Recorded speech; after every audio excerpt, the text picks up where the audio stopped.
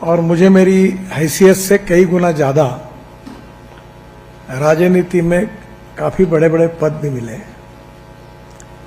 पर मैं जिस क्षेत्र से आता हूं, उस क्षेत्र में पिछले कुछ सालों में 10,000 किसानों ने आत्महत्या की।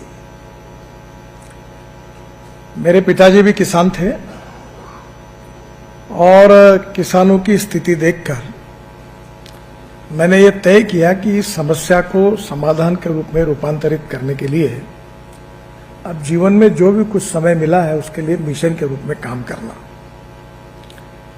और इसलिए मैं राजनीति में जरूर हूं, पर मैं लगभग राजनीति करता ही नहीं।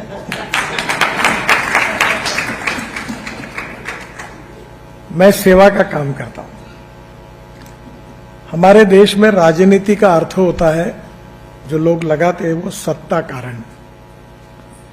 राजनीति का सही अर्थ है समाज कारण, राष्ट्र कारण, विकास कारण और सेवा करना। पर दुर्भाग्यवश राजनीति जो है वो सत्ता कारण तक सीमित रही है। और इसलिए मैं अक्सर याद रखता हूं कि politics is the instrument of socio economic reform. सामाजिक आर्थिक परिवर्तन का राजनीति एक प्रभावी उपकरण है। और आज इसलिए हमारे देश के किसान, गांव, गरीब, मजदूर और किसानों की जो स्थितियां हैं, इसको बदलना ये हमारे सामने सबसे बड़ा चैलेंज है। 1947 से लेकर अनेक प्रकार की बातें भी हुई है। किसी के ऊपर टीका टिप्पणी करने की आवश्यकता नहीं है, पर हमें यह आत्मपरीक्षण करना होगा कि हमारे इतने साल के अनुभव के बाद हमें किस दिशा में जाना है, किस दिशा में जाने से हमारा फायदा होने वाला है। हमारे देश में जो विकास होता है, उस विकास को जिस प्रकार से कैलकुलेट किया जाता है उसको जीडीपी ग्रोथ कहते हैं। और जीडीपी जो हमारा होता है उसमें 22 to 24% इंडस्ट्रियल सेक्टर कंट्रीब्यूट करता है, उद्योग कंट्रीब्यूट करते हैं। 52 से 54% सर्विस सेक्टर कंट्रीब्यूट करता है और करीब 14% तक किसान और अलाइड सेक्टर जो है वो कंट्रीब्यूट करते हैं। जब गांधी जी 47 में बात करते थे तब 90% आबादी गांव में रहती थी और आज स्थिति ऐसी हुई है कि 65% आबादी गांव में है और ये 30 से 35% का जो माइग्रेशन हुआ है, इसका कारण हमारे गांव, गरीब, मजदूर, किसान की जो परिस्थिति है, जो जल, जमीन, जंगल और जानवर आधारित हमारी अर्थव्यवस्था थी, उसके तरफ जितना ध्यान देना चाहिए था उतना नहीं दिया गया, उसका ये परिणाम है। हमारे किसानों में ये जो बदलाव हमको लाना है, उसके लिए हमें क्या करना होगा, इसको फोकस करके कुछ नीतियों पर आप जैसे प्रमुख किसानों को सोचना होगा। पहली बात तो यह है कि 65% आबादी और केवल 14% ग्रोथ में कंट्रीब्यूशन। तो हमारा देश आत्मनिर्भर भारत बनना चाहिए, प्रधानमंत्री जी का हम सब का सपना है। हम विश्व की तीसरी अर्थव्यवस्था बनना चाहते हैं, पर यह इतनी बड़ी 65% आबादी, अगर इसका विकास नहीं होगा, इसकी गरीबी, भुखमरी, बेरोजगारी दूर नहीं होगी, गांव में जाने के लिए अच्छे रोड नहीं बनेंगे, किसानों को पीने के लिए शुद्ध स्वच्छ पानी खुद के लिए और खेती के लिए अच्छा पानी नहीं मिलेगा, गांव में अच्छी स्कूल नहीं होगी, गांव में बिजली की पर्याप्त व्यवस्था नहीं होगी, गांव में शिक्षा की अच्छी व्यवस्था नहीं होगी, गांव के युवाओं को हाथों को काम नहीं होगा और गांव के किसानों को फसल के सही दाम नहीं मिलेंगे, तो फिर हम इतनी बड़ी आबादी का ये गरीबी, भूखमरी, बेरोजगारी दूर नहीं करेंगे तो हम आत्मनिर्भर भारत कैसे बनेंगे। और इसलिए आज सबसे बड़ी आवश्यकता है कि गांव, गरीब, मजदूर, किसान के कल्याण करने वाली नीतियां कौन सी हो सकती है, उसका वस्तुनिष्ठ हमें आत्म परीक्षण करके चिंतन करना होगा।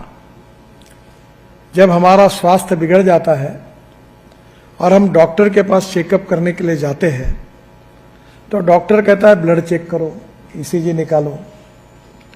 हमें भी अपना ब्लड चेक करना पड़ेगा, ईसीजी निकालना पड़ेगा कि हमारे शरीर में समस्या कहाँ है। और इसलिए इस उद्दिष्ट के मेरे बारे में मतभेद नहीं है।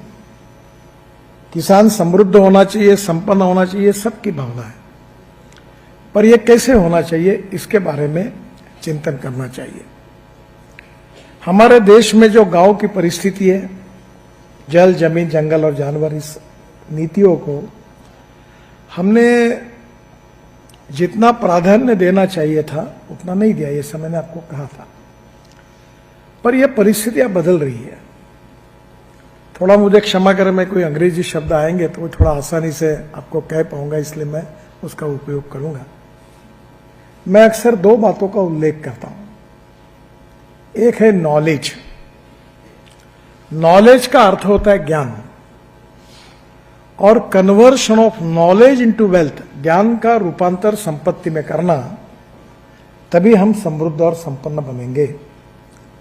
स्वामी विवेकानंद जी ने भी कहा था कि no philosophy can be taught to empty stomach. खाली पेट को कोई तत्वज्ञान नहीं सिखाया जा सकता। और इसलिए आज हमें सही में अगर नॉलेज टू वेल्थ ये करना है तो किसान में, ग्रामीण में, क्षेत्र में जल, जमीन, जंगल पर आधारित वर्ल्ड प्रैक्टिसेस की बेस्ट टेक्नोलॉजी को लेकर उत्पादन खर्चे को कम करके उत्पादन को कैसे बढ़ाना, इसका तंत्रज्ञान जब तक हम हासिल नहीं करेंगे तब तक हमें यश नहीं मिलेगा। अब पहली बात तो यह है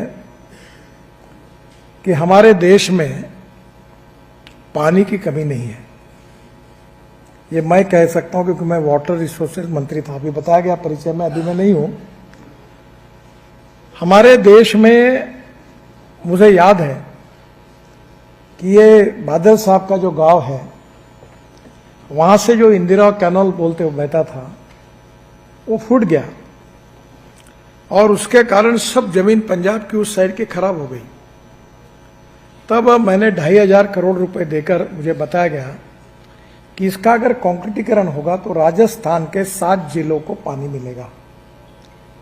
वो मैंने 2,500 करोड़ की मान्यता, पानी अभी आने लगा, राजस्थान में गया। हमारे देश में जब हमको स्वाधीनता मिली तो 1947 में भारत और पाकिस्तान जब हुआ तो 3 नदियां हिंदुस्तान को मिली, 3 नदियां पाकिस्तान को मिली। और आज भी हमारे अधिकार का पानी जो हमने करार किया वो पानी पाकिस्तान में बहता है, और पंजाब और हरियाणा पागड़ी के लिए झगड़ा करके सुप्रीम कोर्ट में लड़ रहे हैं।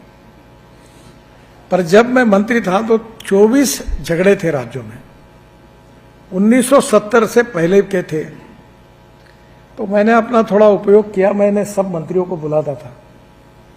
हरियाणा के मुख्यमंत्री आते थे, जम्मू कश्मीर के गवर्नर को, सब उत्तराखंड, हिमाचल, और मैं बोलता था कि मैंने दरवाजा बंद किया है, तुम्हारा जब तक समाधान नहीं होता, एमओयू साइन नहीं होता, मैं दरवाजा नहीं खोलूंगा।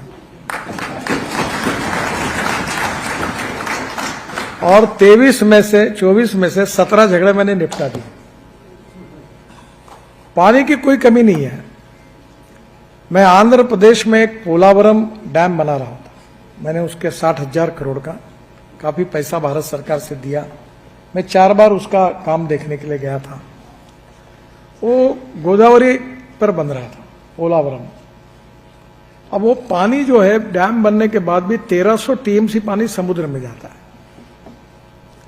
जो समुद्र में पानी जा रहा है उसको हमने रोकना चाहिए, इसकी चर्चा नहीं होती।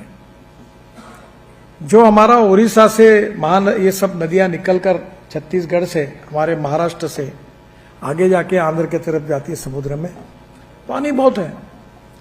तो मैंने 49 प्रोजेक्ट्स रिवर कनेक्टिविटी के तैयार किए, और वो टीपीआर तैयार है। और उसमें सिंपल ये था कि तमिलनाडु के मुख्यमंत्री को मैंने कहा, तुम क्यों कर्नाटक से लड़ते हो? कर्नाटक और तमिलनाडु के मुख्यमंत्री को बुलाया कि मैं आपको पानी प्रॉब्लम सॉल्व कर देता हूं। बोले कैसे? तो तो मैंने जो एक्सेस वाटर है गोदावरी में, ये गोदावरी का कृष्णा में, कृष्णा का पेन्नार में और पेन्नार का कावेरी में डालकर मैं टेल एंड टेक तमिलनाडु तक, कन्याकुमारी तक पानी पहुंचाएगा। ये प्रोजेक्ट है, ये आप होगा तो तमिलनाडु में पानी की समस्या ही नहीं रहेगी। अब 2 केन बेतवा ये अभी चालू हो गया, उसमें से एक प्रोजेक्ट और दूसरा और प्रोजेक्ट चालू हो गया। उसी समय योगी जी तैयार हुए थे, शिवराज जी को मैं बहुत समझा रहा था पर वो बोले मध्य प्रदेश और करके रह गया। तो आखिर में अभी बाद में मैं मंत्री नहीं था पर अभी उसके बाद वो करार हो गया, तो अब बुंदेलखंड के लिए भी प्रॉब्लम सॉल्व होगा। तो पहली बात, देश में पानी की कमी नहीं है, पानी के नियोजन की कमी है। बहुत लोग इस पर बहस करते हैं और अभी मेरे ऊपर इसलिए विश्वास रखो कि मैं केवल राजनीतिज्ञ नहीं हूं, मैं विद्वान भी नहीं हूं, पर मुझे 11 डॉक्टरेट डिलीट्स मिली है और 11 में से 6 डिलीट जो है वो सरकारी कृषि विद्यापीठ की मिली है और वो एग्रीकल्चर साइंस में मिली है। तो मैं एक काम करता हूं जो मैं आपके लिए बहुत जरूरी है, हरियाणा और पंजाब के लिए बहुत सिंपल है। दौड़ने वाले पानी को चलने के लिए लगाओ, चलने वाले पानी को रुकने के लिए लगाओ और रुके हुए पानी को जमीन को पीने के लिए लगाओ। गांव का पानी गांव में, खेत का पानी खेत में, घर का पानी घर में। मैं कोई हवा की बात नहीं करूंगा। मैंने खुद, मेरे यहां 5 हाउस पावर के 3 पंप थे, 3 कुएं थे, 1-1 घंटा चलते थे। मार्च अप्रैल में पानी नहीं रहता था। मैंने मेरे खेत के बाजू की जो नदी थी, जो तालाब थे, उसमें से, तालाब तो हमारे यहां नहीं थे, नदी थी और नाला था, उसका खोलीकरण, रुंदीकरण किया। अब आप में से जियोलॉजी, जियोफॉर्मोलॉजी, मिनरोलॉजी और क्रिस्टोग्राफी शायद आपको कुछ लोगों को पता होगी, कुछ नहीं है, पर इतना सिंपल अर्थ है कि जो स्टाटा है, जो रॉक है, पानी पीने वाला और पानी नहीं पीने वाला। अब इसमें रॉक के 10 प्रकार हैं: talc, gypsum, calcite, apatite, orthoclase, quartz, corundum, diamond. तो diamond is suppose to be the hardest material. तो जमीन में हमको नीचे, जमीन, नाले और नदी को खोदना है, तब तक खोदना है जब तक पानी पीने वाला स्टाटा जमीन नहीं लगती, रॉक नहीं लगता। देखो आप में से कुछ लोग सरकारी नौकर भी होंगे, वो क्या करते हैं, वो नौकरी करते करते महीने में डिपॉजिट रखते हैं और रिटायर्ड होने के बाद पीएफ का पैसा, बाकी पैसा इकट्ठा लाकर 10-20 लाख रुपए बैंक में जमा करके ब्याज उनको महीने पे मिलता है, उस पर उधर निर्वाह करते हैं। मैं वही बात कह रहा हूं कि जीवन भर पानी को जमीन के अंदर डिपॉजिट करते जाओ, डिपॉजिट बढ़ाओ, पानी का खर्चा कम करो, और अगर आपके खेत में अगर 24 घंटे पानी मिल जाएगा तो आपका उत्पादन 2.5 गुना बढ़ जाएगा। तो पानी का जल संवर्धन, वाटर कंजर्वेशन, ये काम हमने करना चाहिए। मैंने अभी एनएचआई का मैं काम करता था, अभी आपको समय मिलेगा तो पंजाबराव कृषि विद्यापीठ है अकोला में, महाराष्ट्र सरकार की, वहां मैंने 40 तालाब बना के दिए और 4,500 एकड़ जमीन पानी के नीचे आई। फिर परभणी कृषि विद्यापीठ में बना दिए, मैं 1000 तालाब बनाए फुकट में। आप बोलोगे ये फुकट कैसे बना? तो महाराष्ट्र सरकार को मैंने रिक्वेस्ट की कि रोड बनाने के लिए हमको मिट्टी लगती है, तो जो किसान और जो इंस्टीट्यूशन हमें अनुमति देगी, हम उससे मिट्टी खोदने का काम करेंगे, वो रोड में डालेंगे और फुकट में तालाब बना के देंगे। बन गए तालाब। फिर जो नदी नाले है वो खोद के उसका जो एग्रीगेट है वो रोड में डाल दिया, हो गया, उसका जल वाटर स्टोरेज बढ़ गया। और कुछ भी नहीं हुआ तो फर्टिलाइजर की जो आपकी बैग होती है उसमें बोरे में रेती भर के, एक उसको वंदराई बांध कहते हैं हमारे यहाँ, आप अगर नाले और रखा के देंगे और उसके कारण अगर 3-4 महीने भी पानी रोक के रखेंगे तो जमीन के अंदर जाएगा, तो आपके कुएं का पानी बढ़ जाएगा। अब मेरे यहां 7.5 हॉर्स पावर के 3 सोलर पंप और 8-9 घंटे पानी चलता है। तो पानी की मुबलक न होने के कारण मेरा इरिगेशन बढ़ा। फिर दूसरी बात यह कि पानी अगर अपने पास होगा तो पानी का उपयोग कैसे करना, ये बड़ा महत्वपूर्ण है। कि आप, अभी मैं थोड़ा सा पानी पिया, अब समझो मुझे ये 2 लीटर पानी एक समय मेरे मुंह में ठोक ठोक के भर दिया तो क्या होगा, मैं चिल्लाऊंगा। फिर आप पेड़ को ये पानी जो देते हो, ड्रिप इरिगेशन एक एक थीम से देते हो, उसकी फिलॉसफी अलग है। और इसलिए हमको पानी जो है एकदम देना, इसके बजाय ड्रिप से देने में फायदा है। हम जो इंसान के लिए, वही तो हमारे वृक्षों के लिए भी है, प्लांट के लिए भी है। और जगदीश चंद्र बोस जी ने यह सिद्ध करके दिया है कि उनको भी प्राण है। तो पहली बात तो पानी का उपयोग और नियोजन करते समय बने तक उसको ड्रिप इरिगेशन के अनेक प्रयोग है, उसके साथ आप उसका कौन सा करना ये आप तय करिए। तो ये खेती में पानी के उपयोग कैसे करना, स्प्रिंकलर लगाना या ड्रिप लगाना, या कोई आजकल हमारे यहाँ वो पेड़ के आगे में वो मिट्टी के मटके में पानी भर के रखते हैं और वो पानी धीरे धीरे पेड़ को देते रहता है, जब मटका खत्म होता है फिर भर देते हैं। तो आप जो भी बातों से करेंगे तो आपको ये बात समझनी होगी। दूसरा, जो पानी है उसमें साल्ट बहुत ज्यादा है। मेरे घर में जानवर मरते थे, उत्पादन ठीक से नहीं होता था, तब पानी का टेस्ट करने के लिए कहा। तब ध्यान में आया कि ये बड़ा हार्ड वाटर है, तो सॉफ्टनर लगाया तो अभी ठीक हो गया। पहली बात, पानी, जमीन और पत्ती, तीनों की टेस्ट करके आपको यह समझना होगा कि पानी कैसा है, जमीन में किसकी कमी है, किसकी कमी नहीं है। हम सीधा दुकान में जाते, 4 मिश्र खाद की बैग, 4 यूरिया की बैग आके डाल के फेंक देते हैं। क्यों जमीन खराब करते हैं? और इस प्रकार से अगर हम फर्टिलाइजर एक्सेसिव देते रहेंगे तो जमीन, आप देख रहे हैं हरियाणा, पंजाब, हमारी जमीन खराब हो जाएगी। आपके जमीन में फास्फोरस कम है कि पोटैश कम है, ये देखो। और अभी तो हमारे इतना संशोधन हुआ है, तो आचार्य देवव्रत जी ने भी जैविक खेती पर लिखा है, पर हमारे यहाँ जीवामृत होता है कि जैसे एक 200 लीटर में 20 लीटर देशी गाय का गोमूत्र, गोबर और उसके साथ गुड़, वो सब मिश्रण करके उसका बनाकर अगर हमने पेड़ को दिया तो पेड़ के नीचे में वो कछुआ लगते हैं, हमारे यहाँ गांडूर बोलते हैं, आप क्या बोलते हैं उसको? हाँ, वो लगते, वो क्या करते हैं, वो जमीन को भुसभुसित बनाते हैं। और उसके कारण क्या होता है कि हवा का नाइट्रोजन डायरेक्ट प्लांट के मूल को मिल जाता है, तो ऊपर से नाइट्रोजन देने की जरूरत नहीं है, यूरिया डालने की। तो अब ये धीरे धीरे जो कम, देखो, उत्पादन खर्च को कम करना है और उत्पादन को बढ़ाना है, एक्सपेंडिचर कॉस्ट को कम करना है और प्रोडक्शन को बढ़ाना है। तो ये पहला सूत्र अगर आप ध्यान में रखेंगे तो ये जो अलग अलग प्रकार के प्रयोग करो। अभी हमारे यहाँ, मुझे एक ने बताया, ये बाल होते हैं ना, ये बाल लाकर हम एमिनो एसिड बनाते हैं। मैंने बहुत लोगों को टेक्नोलॉजी दी और सस्ते में किसानों को देते हैं। तो मैं पहले मुझे लगा कि बाल तो खूब है, खूब, आजकल तो महिलाएं भी बाल काटती है, पुरुष भी काटते हैं, तो बहुत बाल मिलेंगे। पर जब मैंने पूरे मेरे नागपुर में देखा तो मुझे 50 किलो भी बाल नहीं मिले। तब मैंने कहा कि तिरुपति से लाओ। तो मैं अभी 3 से 4 ट्रक बाल तिरुपति से खरीदता हूँ हर महीने में, और उन बालों से एमिनो एसिड बेसिस बहुत चीजें बनाई और करीब 4-5 करोड़ का बेचता हूँ। अब कॉस्ट प्राइस 10% प्रॉफिट पे देता हूँ। वो प्लांट बूस्टर है और वो लगाने के बाद एकदम फर्क पड़ता है क्रॉप में। तो मेरा ये है क्या, हाँ, बुल्ढाना का दिखाओ। हमारे यहाँ जो किसान आत्महत्या कर रहे थे,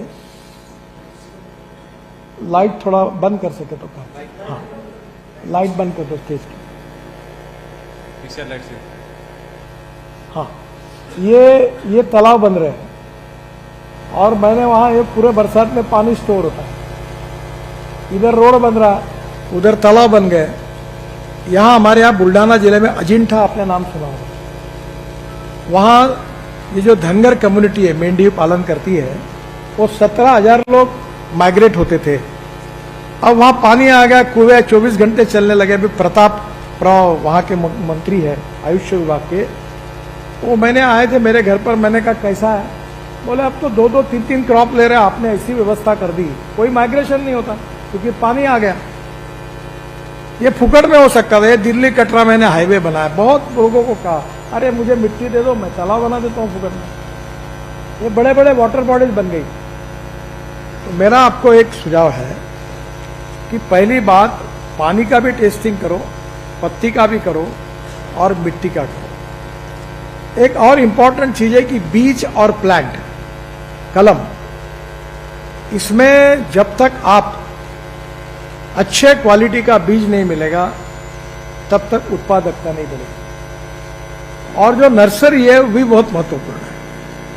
अभी मैं नागपुर से हूं, आपके यहाँ किन्नौ होता है, हमारे यहाँ नागपुर ऑरेंज है, हमारे यहाँ ऑरेंज सिटी कहते हैं हमारे शहर को। साउंड बंद कर दीजिए, बंद कर दो, बैकग्राउंड में आ रहा है, लाइट साउंड कर दीजिए। अब हमारे शहर में, हमारे विभाग में, विदर्भ में, हमारा विदर्भ यानी हरियाणा के बराबर ही का है।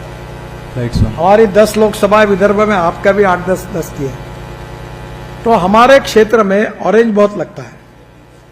तो मैं अभी इस बार 25 किसानों को लेकर स्पेन में गया था। तो हमारे ध्यान में आया कि स्पेन में एक वैलेंशिया करके संतरे की वर्ल्ड फेम वैरायटी है। तो वहां क्या करते हैं, वो 1 एकड़ में 340 झाड़ लगाते हैं, हम 1 एकड़ में 100 झाड़ लगाते हैं। फिर वो 3 फीट का ऐसा बेड तैयार करते हैं और 1 फीट उसमें नाली बनाते हैं और कलम लगाने के बाद एक प्लास्टिक की पाइली लगा देते, 1-1.25 फुट की, ताकि ऊपर उसमें कोई रूट्स ना निकले। और बाद में जब पेड़ बड़ा होता है उसको काटते हैं, बोनसाई जैसा, वो ऊपर का काटते हैं, इधर से काटते हैं। उनका 1 एकड़ में उत्पादन है 25 से 30 टन। और विदर्भ में हमारा इनकम है, मेरे घर में भी ऑरेंज जैसे 4 से 5 टन। अब हमारा उत्पादन बढ़ेगा नहीं तो हमको पैसे कहां से मिलेगा, प्रॉफिट कहां से मिलेगा? तो नई नई टेक्नोलॉजी, इनोवेशन जो है, जो प्रयोग एक दूसरे को कर रहे हैं, उसको आजकल टेक्नोलॉजी डेवलप हुई है।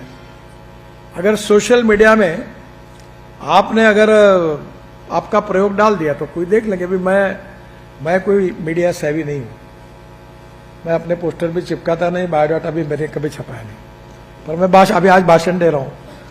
तो आपके यहाँ से मेरा टीम भाषण लेके वो मेरा सोशल मीडिया में जैसे जाता है तो मेरे फॉलोअर से 25 करोड़, और मुझे YouTube से अभी गोल्डन डिस्क मिली है, मुझे 3 लाख रुपए महीना मिलता है।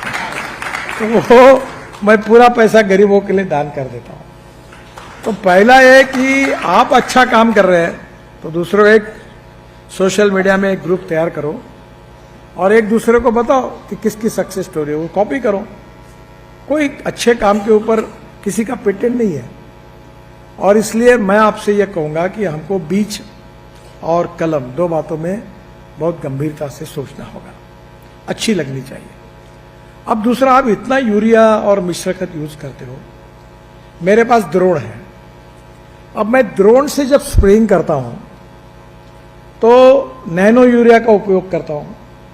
अब नैनो यूरिया की बोतल है 250 की, तो 2 बोतल में मेरा काम हो जाता है।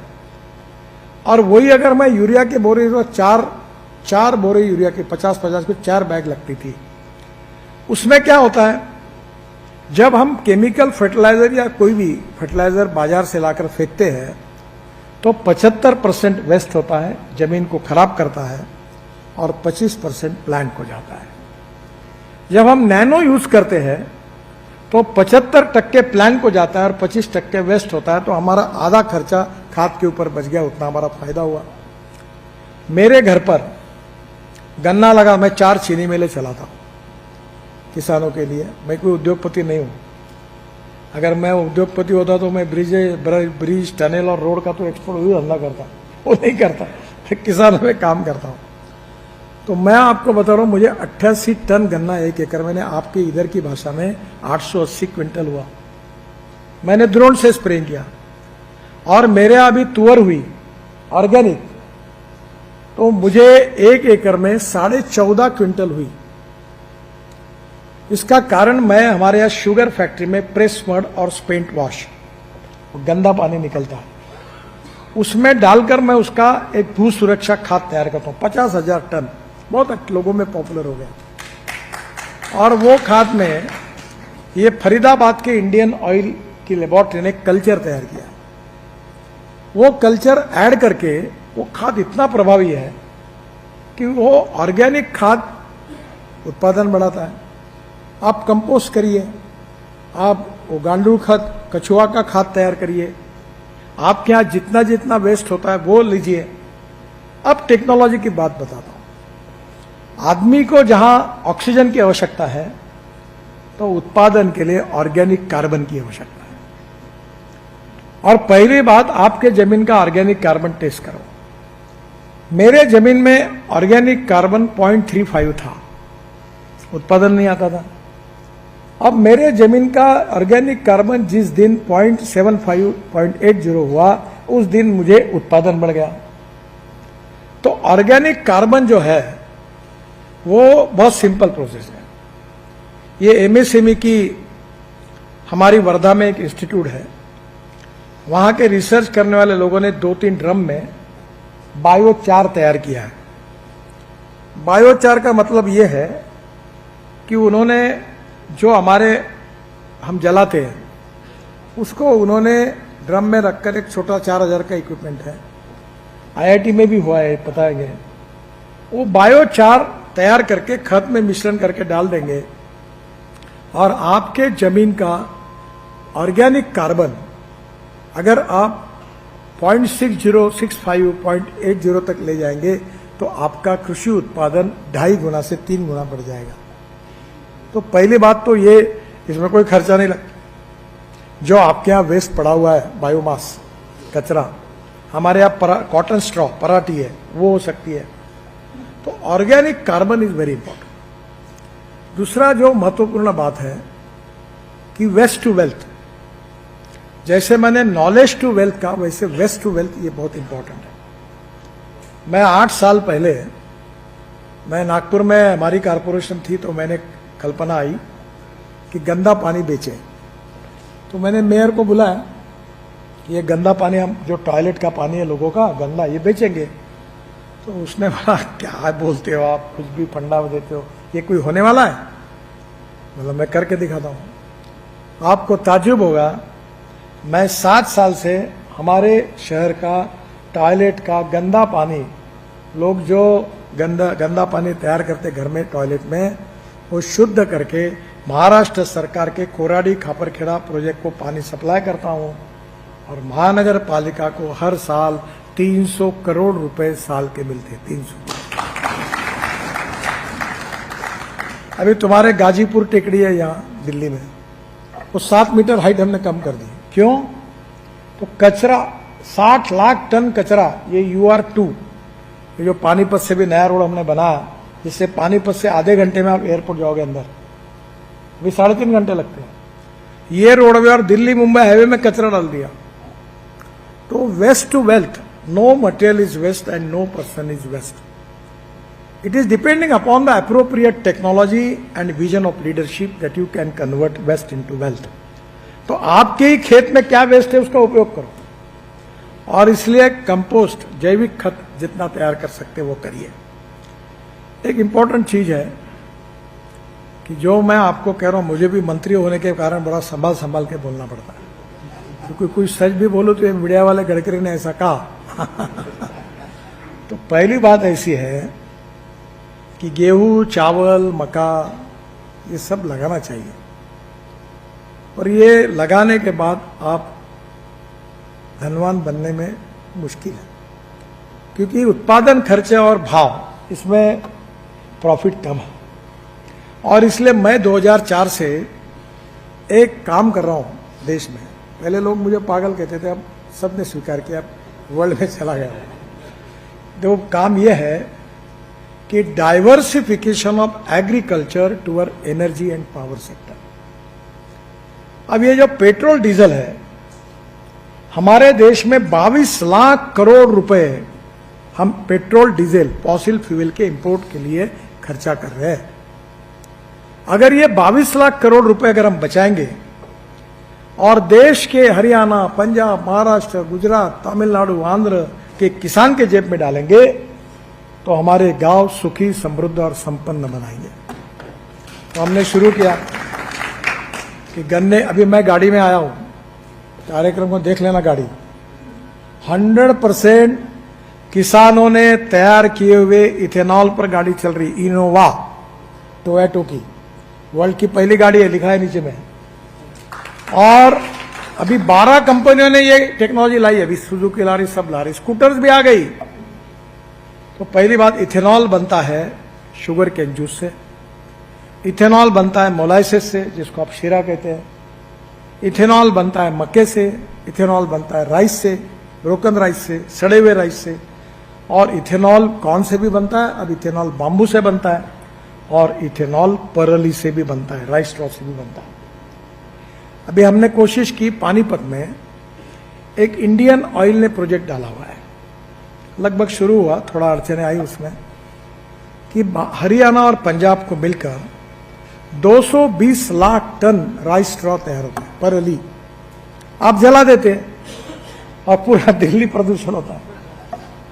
अब हमने कहा कि इसको परली को यूज करेंगे। परली का भाव 2 से 2,500 रुपये टन हुआ, 20 लाख टन परली अब उपयोग में, परली के 2 उपयोग किए गए कि परली से पानीपत में इंडियन ऑयल ने जो प्रोजेक्ट डाला है वो 1 lakh litre ethanol, 150 ton bio bitumen और करीब 180 ton 1 lakh ton ethanol, 150 ton bio bitumen और 78,000 टन बायो एविएशन फ्यूल तैयार हो रही है। हवाई जहाज चलेंगे।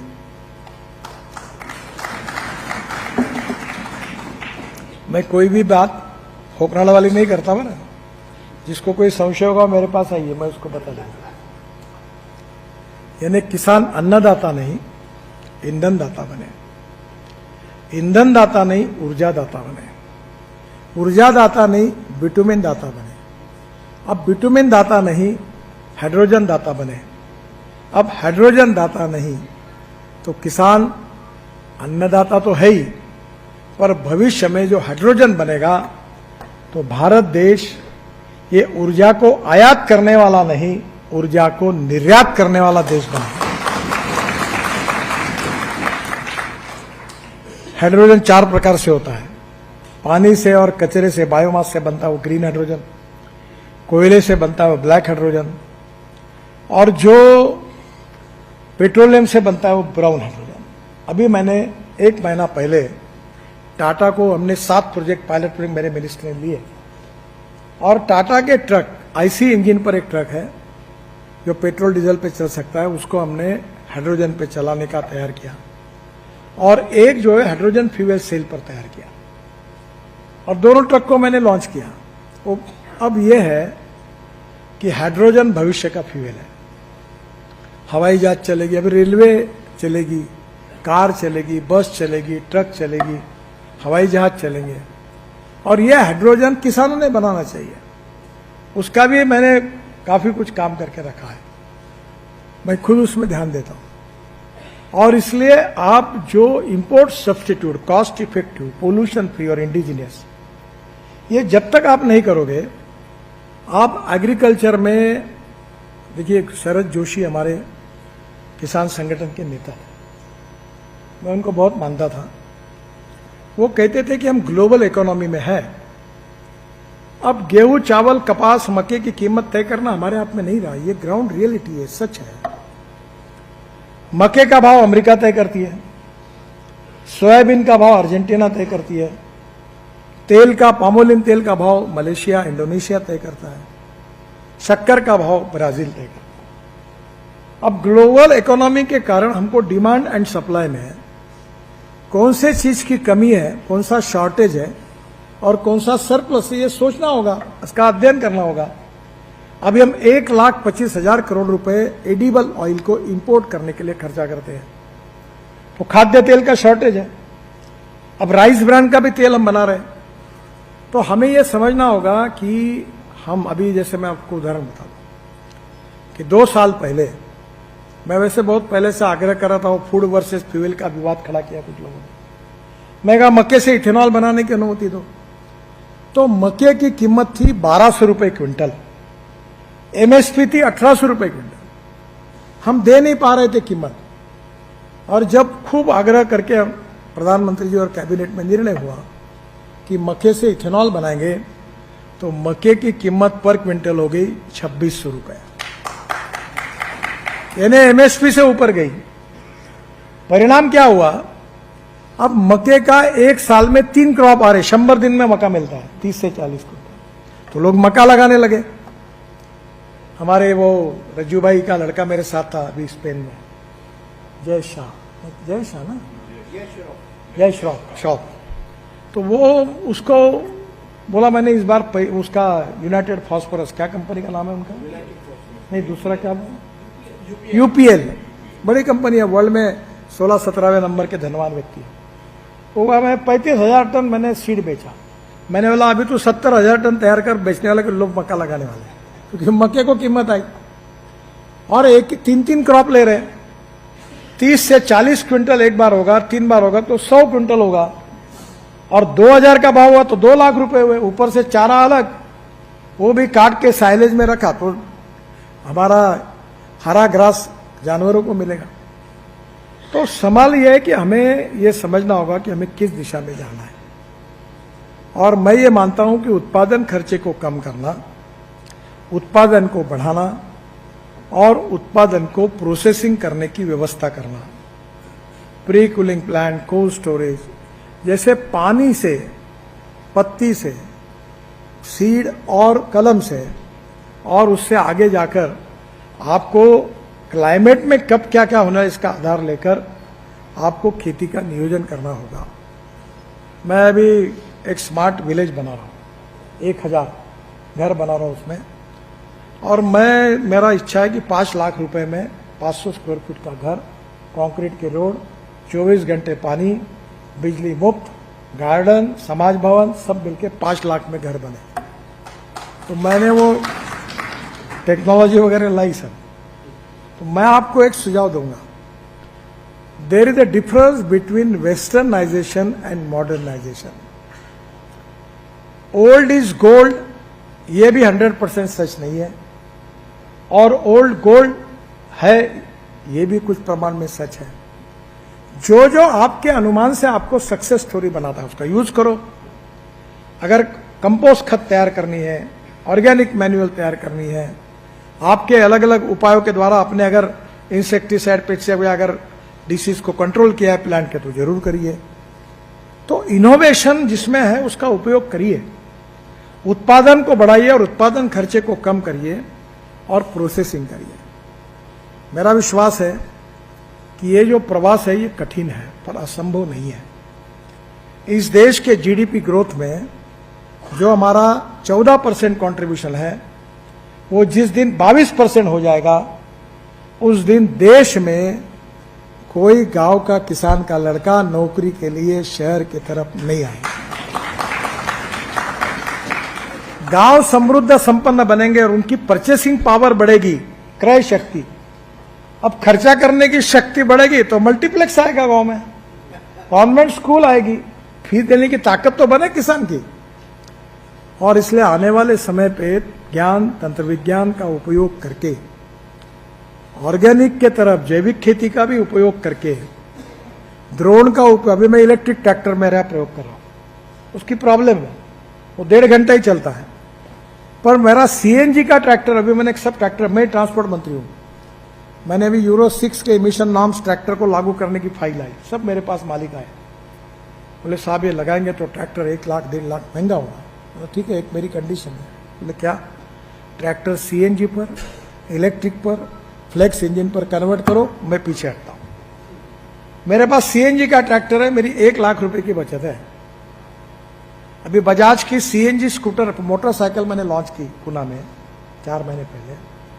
तो पेट्रोल पे चलने वाली मोटरसाइकिल का खर्चा है 2 रुपए 40 पैसे, और सीएनजी पर चलने वाली मोटरसाइकिल का खर्चा 1 रुपया। तो अब परली से सीएनजी बन रहा है। 400 प्लांट अरे हरियाणा, पंजाब, उत्तर प्रदेश देश में, उसमें 90 शुरू हो गए। और वो परली से 5 ton of parali is giving 1 ton of bio CNG, 12 ton of cotton straw is giving 1 ton of bio CNG, 15 ton of napier grass is giving 1 ton of bio CNG. उस पर ट्रक, बसेस, कार सब चलेगी।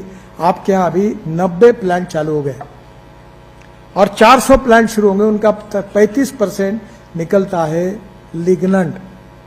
अब मेरे यहाँ meeting हुई, petroleum मंत्री सब थे, और हमारा 90 लाख टन हमको बिटुमेन लगता है, डामर लगता है। तो मैंने प्रयोग करके, सेंट्रल रिसर्च और ऑर्गेनाइजेशन है फरीदाबाद, वहां बहल करके साइंटिस्ट है, मैंने कहा इसका क्या होगा? तो यूज रबर टायर की पाउडर और प्लास्टिक, और 35% ये जो लिग्नंट था ये डामर में डालकर अब फाइनल रिपोर्ट आएगा। उस दिन 15 लाख टन इंपोर्ट कम होगा, पर्यावरण की सेवा होगी। और जो 220 लाख टन में 20 लाख टन केवल परली का उपयोग हो रहा, 5 साल में अगर 220 लाख टन परली वैल्यू एडिशन हो जाएगी, इथेनॉल बनेगा, हवाई ईंधन बनेगा, लिग्नंट का फायदा होगा, सीएनजी बनेगा, और आप परली नहीं जलाएंगे तो क्यों प्रदूषण निर्माण होगा? हमें प्रदूषण को समाप्त करना है, इंपोर्ट को कम करना है, और स्वदेशी और स्वावलंबन के आधार पर जल, जमीन, जंगल, जानवर पर टेक्नोलॉजी का उपयोग करके गांव, गरीब, मजदूर, किसान को समृद्ध और संपन्न बनाना।